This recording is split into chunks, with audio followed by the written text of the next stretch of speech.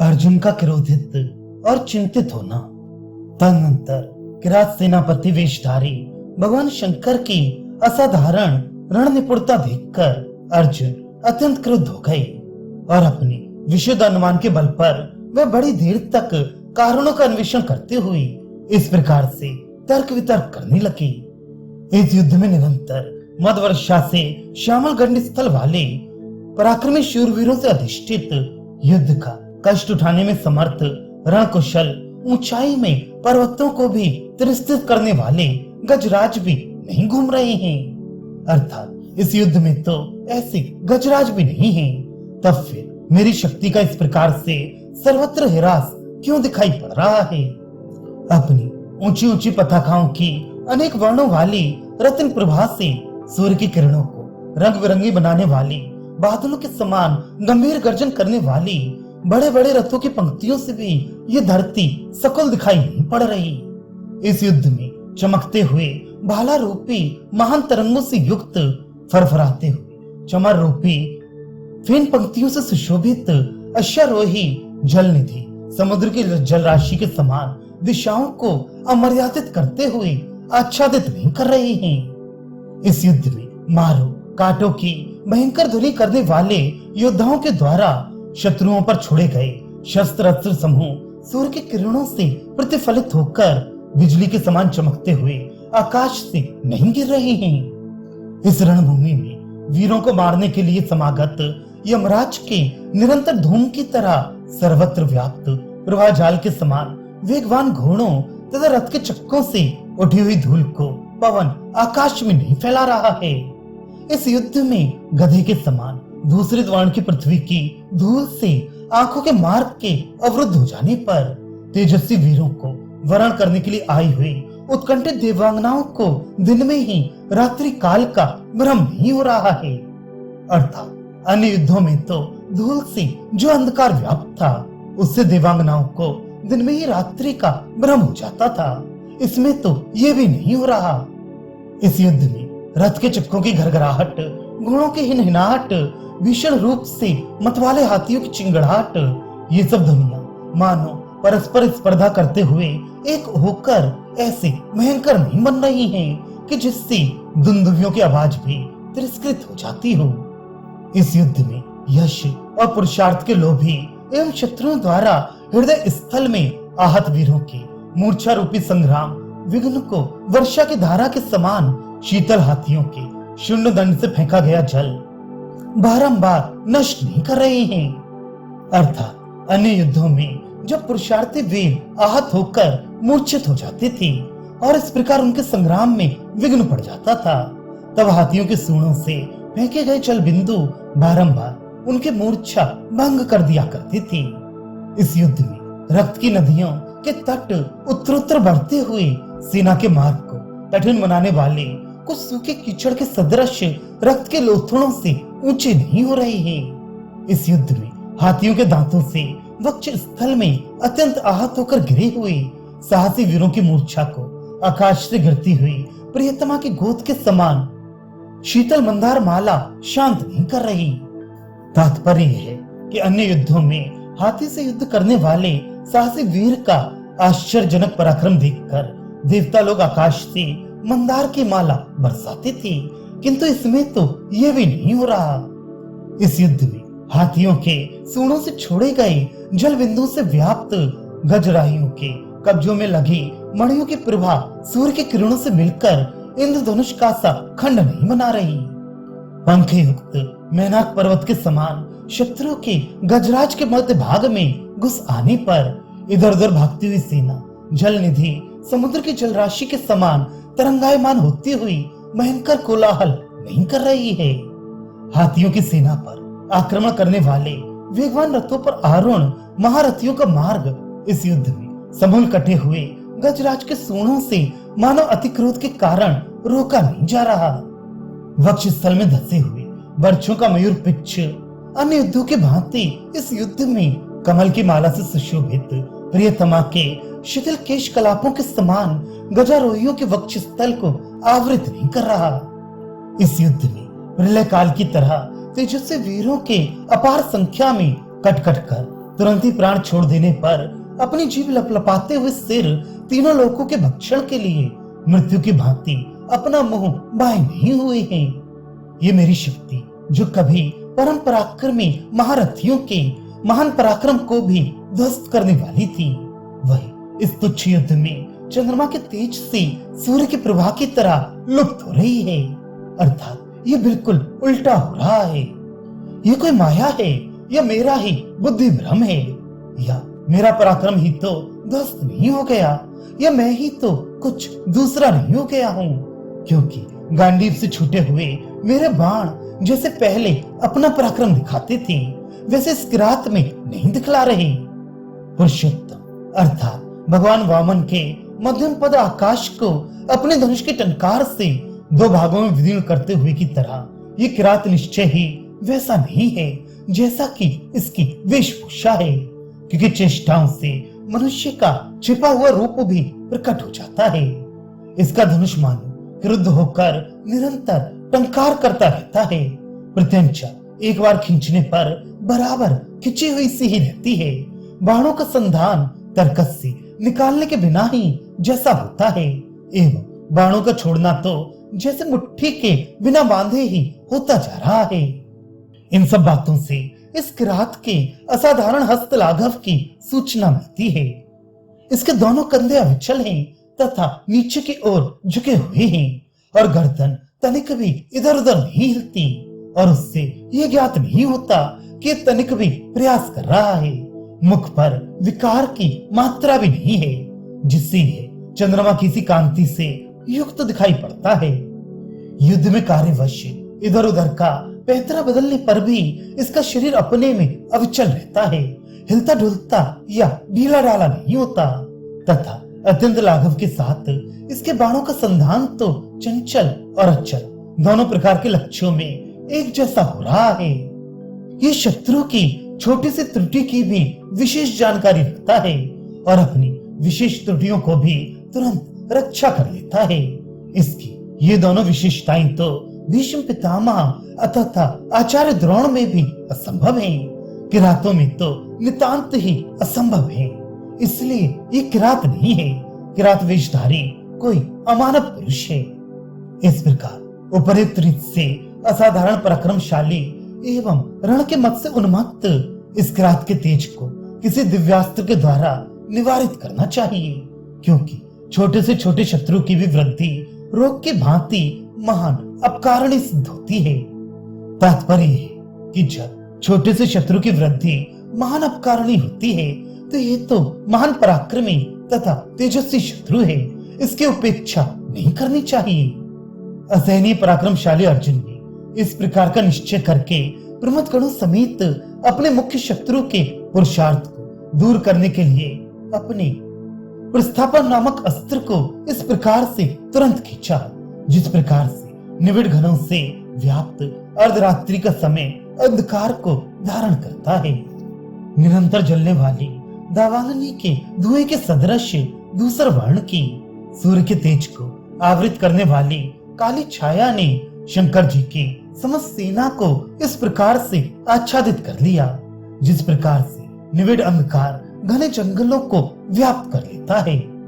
उस घोर भयंकर मोहिनी निंद्रा ने पहली ही बार में हठ पूर्वक प्राप्त होकर प्रमित गणों की विवाह दृष्टता को दूर कर पृथ्वा रूपी गुणों का इस प्रकार से लोप कर दिया, जिस प्रकार से विद्वानों की सभा में प्रथम बार जाने से साधारण व्यक्ति की वाक्पटुता दूर हो जाती है।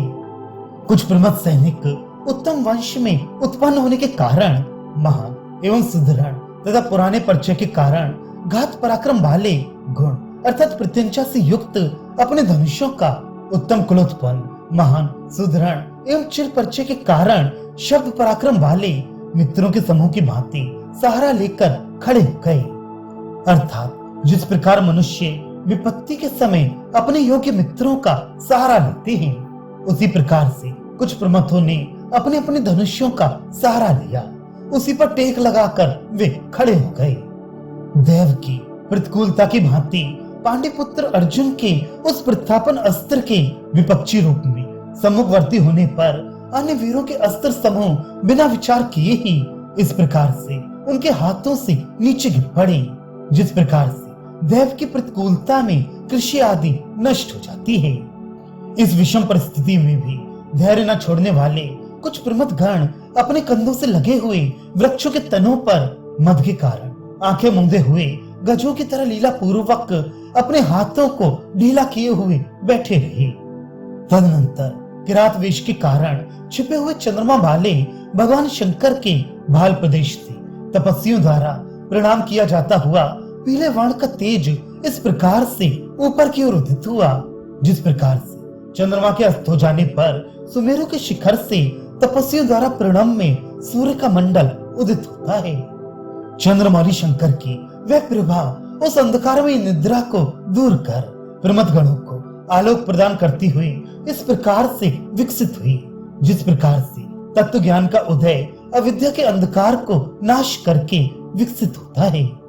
चारों ओर से मेघ मंडल को रक्तवर्ण का बनाती हुई वह ज्योति माला प्रातः काल की संध्या अर्थात उषा की तरफ फैलती हुई उन प्रमथ गणों के नेत्र कमलों को शीघ्र ही प्रफुल्लित करने लगी। अर्जुन के प्रस्वापनास्त्र के उपद्रवों के शांत हो जाने पर चेतना को प्राप्त वे प्रमथ गण बादलों की घटाओं से मुक्त होने के कारण मनोहर दिशाओं के भाग जिस तरह से नक्षत्रों से सुशोभित हो जाते हैं, उसी तरह से विविध प्रकार के शस्त्रों को धारण करके पुनः सुशोभित होने लगे। उस समय रात्रि के व्यतीत हो जाने के समान अंतरिक्ष मानो ऊपर उठाया, दिशाएं सुप्रसन्न हो गई, सूर्य की किरणें स्पष्ट होकर विस्तृत हो गई और दिन की शोभा ने पुनः दिन का आश्रय लिया। तदनंतर परम बाहुबलशाली अर्जुन ने महान दुर्ग की भांति दुर्गम अपने प्रस्वावन अस्त्र के दिग्गजों के समान शत्रु द्वारा थोड़े ही प्रयास से व्यर्थ बना दिए जाने पर संपूर्ण प्रमुख सैनिकों को बांधने के लिए सर्परूपी पाशों का सर्पास्त्र का प्रहार किया। चमकती हुई बिजली के समान चंचल विषाग्नि से युक्त सैकड़ों जिह्वाओं को निरंतर लपलपाती हुई सर्पराजों की सेना ने अपने भय से आकाशचारियों को दूर भगाकर उनके समूचे मार्ग अर्थात संपूर्ण आकाश मंडल को आच्छादित कर लिया। दिग्गजों की सूणों के सदृश आकार को धारण करने वाली एवं सुंदर इंद्रनील मणि के समान नीले शरीर से युक्त वह सर्प पंक्ति आकाश मार्ग में चमकती हुई आकाश रूपी समुद्र की तरंगमाला के समान सुशोभित हुई। भगवान भास्कर मानो अस्तगत होते हुए के समान ऊपर फाड़ उठाए हुए उन सर्पों के फूतकारों के धुएं से अपनी किरण माला के छिप जाने के कारण उस समय आंखों से सुखपूर्वक देखने योग्य शरीर मंडल धारण करने लगी। आंख के विष से ही प्राण हरण करने वाले उन दृष्टि विष नामक सर्पों के नेत्रों से तपाए हुए स्वर्ण की तरह प्रदीप्त अपने प्रकाश से दिशाओं को पीले वर्ण की बनाती हुई ज्वालाएं महान उल्काओं के समान बाहर निकली। सिद्धों एवं पक्षियों आदि के मार्गों के रुक जाने से संचार रहित शोभा विहीन चारों ओर से जलती हुई अग्नि से युक्त सभी दिशाओं में धुएं से व्याप्त उन सर्पों से आच्छादित आकाश मंडल शत्रुओं द्वारा घेरे हुए नगर की अवस्था को प्राप्त हो गया। तदनंतर पशुपति भगवान शंकर ने उन सर्पों के समूह को गरुड़ को उत्पन्न करने वाले अपने मंत्र के प्रभाव से इस प्रकार शीघ्र ही दूर कर दिया, जिस प्रकार से जननेता अपने न्याययुक्त शासन द्वारा शत्रु के षड्यंत्र को शीघ्र ही विफल कर देता है। स्वर्गलोक के निवासी अर्थात निर्निमेष नेत्रों वाले देवताओं के भी मुदे हुए नेत्रों को चौंधियाते हुए उन गरुड़ों के समूहों ने बिजली के प्रकाश की भांति समूचे आकाश मंडल को तुरंत व्याप्त कर लिया। तदनंतर उन गरुड़ों के पक्षों से निकली हुई विविध प्रकार की गतियों से युक्त वायु ने बड़े बड़े वृक्षों को भी पुराने तिनकों के समान वेग पूर्वक मंडलाकार बनाते हुए आकाश मंडल में पहुंचा दिया। मैनसिल के खंड के समान कांति पुंज से पिछले भाग में आवृत एवं विशाल वक्ष स्थलों से ठेला जाता हुआ आकाश मंडल उन गरुड़ों के आगे मानो स्वयं भागने सा लगा। वेगवान वायु से हिलते हुए शिखर समूह वाला हिमालय मदरा जैसी लाल रंग की एवं चमकती हुई उन स्वर्ण पंखी गरुड़ों के पंखों की कांति को मानो अपने गुफा रूपी मुखों से पीकर मतवाले के समान डगमग करने लगा। दिन और रात्रि की संधि बेला के समान सुशोभित आकाश मंडल एवं पृथ्वी को पीले वर्ण में रंगने वाले एवं सूर्य को आच्छादित करने वाले उन गरुड़ पक्षियों ने चारों ओर से वन की छाया को विलुप्त सा कर दिया। तात्पर्य है कि गरुड़ के पंखों की स्वर्णिम आभा से भीतर बाहर एक जैसा प्रकाश होने के कारण वन की छाया भी लुप्त हो गई। वह सर्प समूह उन परम तेजस्वी गरुड़ों की सेना द्वारा इस प्रकार से शांत हो गया, जिस प्रकार से किसी बहुत बड़े यज्ञ में कोई कर्म स्खलन रूपी दोष किसी महासामर्थशाली प्रायश्चित के प्रभाव से शांत हो जाता है। अर्थात अर्जुन का वे सर्पास्त्र शिव जी के गरुणास्त्र के द्वारा शांत हो गया। पूर्व जन्मार्जित पुण्य कर्म के समान शत्रु के पराक्रम को सफल बनाकर अपने सर्पास्त्र के प्रभाव के समाप्त हो जाने पर क्रोध युक्त अर्जुन ने ईंधन आदि सामग्री के बिना ही प्रज्वलित हो जाने वाले अग्नि बाण को तुरंत ही ग्रहण किया। ऊपर नीचे और इधर उधर फैले हुए विकराल ज्वाला रूपी केसरों से मेघ पंक्तियों को लांघने वाला अपने शिकार के ऊपर छलांग मारने के लिए उद्यत सिंह के समान आकृति वाला अग्नि मानो प्राणियों के संहार की इच्छा से ऊपर को प्रज्वलित हो उठा। अपनी तेज से मानो सूर्य की किरणों को भेद कर चारों ओर प्रचंड चिंगारी की वर्षा करते हुए वे विकराल अग्नि बड़ी बड़ी चट्टानों के विदीर्ण होने के समान भयंकर ध्वनि करता हुआ धुआंधार जलने लगा। अग्नि अनुकूल पवन के कारण कहीं तो स्वर्णमय प्राकार की भांति, कहीं ऊंचे शिखरों वाले पर्वत के समान, कहीं स्वर्णमय नगर की भांति और कहीं फूले हुए पलाश के महावन के समान आकार धारण कर जलने लगा। सघन काजल के समान काले बादल बारंबार चंचल पल्लवों के समान लोहित वर्ण वाली अग्नि की ऊंची ज्वालाओं से जल जलकर जल रहित होने के कारण निचले भाग में मुक्ता के समान शुभ्र बन गए। प्रलय काल के समान अत्यंत भयंकर एवं अपनी लपलपाती हुई ज्वालाओं से मानो संपूर्ण लोक को चाट जाने के लिए इच्छुक अग्नि के चारों ओर फैल जाने पर पिनाकधारी शंकर जी ने पुनः बड़े बड़े मेघों को बुलाने वाले वरुणास्त्र का प्रयोग किया। उस वरुणास्त्र का प्रयोग करने के अनंतर बड़े बड़े पर्वतों के समान आकार युक्त बिजली की रेखाओं से चमकते हुए काले काले बादल नीचे मुख करके गिरने वाली आकाश नदी के समान अविच्छिन्न जलधारा गिराने लगी। जल वृष्टि से ज्वालाओं के शांत हो जाने एवं प्रचंड तेज के नष्ट हो जाने पर अग्नि के शरीर पर तपाए हुए लाल लोहे पर गिरने के समान पहली बार में गिरने वाली जलधारा छन छन की ध्वनि करने लगी। उस प्रचंड अग्नि में मानो खंड खंड होकर गिरने वाले श्वेत मेघ के समान उस जल की धारा तुरंत ही खोलकर फेन बनकर विनष्ट होती हुई गीले ईंधन के समान आकाश में धुएं की माला विस्तारित करने लगी। अपने कपिश काले और लाल रंग के विचित्र धूम रूपी केतु से इंद्रधनुष की कांति को तिरस्कृत करने वाली अग्नि की कांति ने जल मिलाते हुए चीन देश की धूप छाही रेशमी वस्त्र के समान अस्थिर क्षणिक सुंदरता धारण की।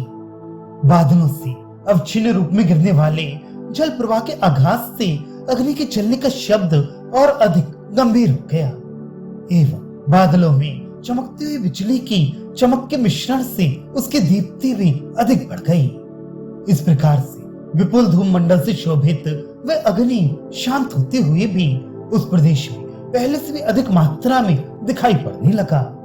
ऊपर उठती हुई समुद्र की लहरों के समान ढेर के ढेर उस जलराशि से जगह जगह विभाजित अग्नि के अंगारे सायकालीन मेघों के छोटे छोटे अरुण वर्ण टुकड़ों के समान दिखाई पड़ रही थी।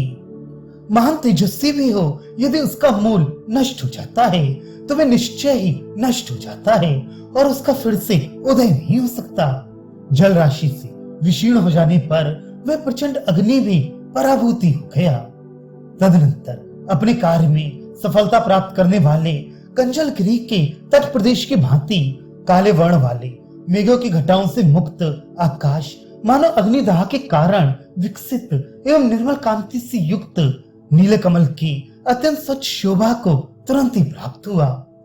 युद्ध के अनेक कौशलों को जानने वाले सभ्यसाची अर्जुन ने अपने शत्रु किरातपति को पराजित करने के इरादे से जिन जिन अस्त्रों का प्रयोग किया उनको नीलकंठ शंकर ने शीघ्र इस प्रकार से व्यर्थ बना दिया जिस प्रकार से न्यायनिष्ठ पुरुष के पराक्रम को प्रतिकूल देव नष्ट कर देता है। भविष्य में अनुग्रह करने वाले भगवान शंकर के द्वारा अपने अस्त्रों के निष्फल कर दिए जाने पर क्षीण शक्ति होकर वे अर्जुन ने स्वभावता अपने आध्यात्मिक तेज से अपने भुजाओं की पराक्रम रूपी संपदा को इस प्रकार से पुनः लाने की चेष्टा की जिस प्रकार से भविष्य 1000 गुना अधिक कर देने को इच्छा रखने वाले सूर्य के द्वारा नदी तड़ाग आदि का जल हरण कर लेने पर लोग अपने भुजबल का कुआं आदि खोदकर उसका सहारा लेते हैं।